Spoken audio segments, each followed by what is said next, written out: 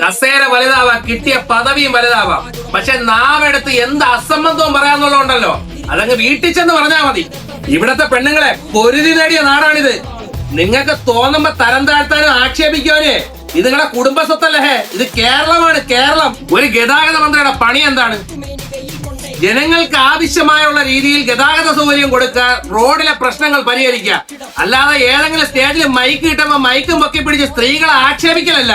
സ്ത്രീകൾക്ക് ബസ്സിൽ യാത്ര ചെയ്യാനും കയറാനും മാത്രമല്ല അറിയാന്നുള്ള ഇമാതിരി പിന്തിരിപ്പ വർത്താനം പറയണവന്മാരെ നാക്കിന് മറുപടി കൊടുക്കാനും സ്ത്രീകൾക്ക് അറിയാം കേട്ടോ.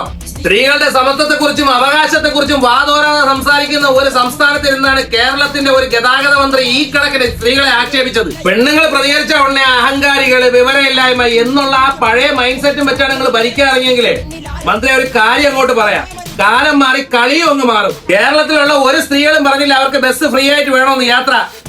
10 വർഷം നിങ്ങളൊക്കെ മുട്ടക്കിടയിരുന്നതിന്റെ ക്ഷീണം മാറാനായിട്ട് എങ്ങനെയെങ്കിലും അധികാരത്തിൽ വരാൻ വേണ്ടി ഈ പാവപ്പെട്ട ജനങ്ങൾ നിങ്ങൾ പറ്റിക്കുകയായിരുന്നു. പ്രിയദർശിനി എന്ന് പറഞ്ഞ് നിങ്ങൾ ഫ്രീ കൊടുക്കാന്ന് പറഞ്ഞിട്ട് ഈ കേരളത്തിൽ മൊത്തം ഇട്ടിരിക്കുന്ന 640 ബസ്സാണ്.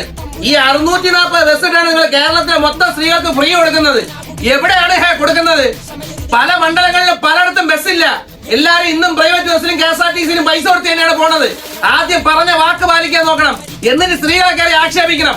അങ്ങനെ ആക്ഷേപിക്കണമെന്നുണ്ടെങ്കിൽ തന്റെ വീട്ടിലും ഇല്ലേ, അവിടെ പോയി പറയേ. കസേര തന്നത് ജനങ്ങളാണെങ്കിൽ ആ കസേര ജനങ്ങൾക്ക് എടുത്ത് മാറ്റാനും അറിയാം.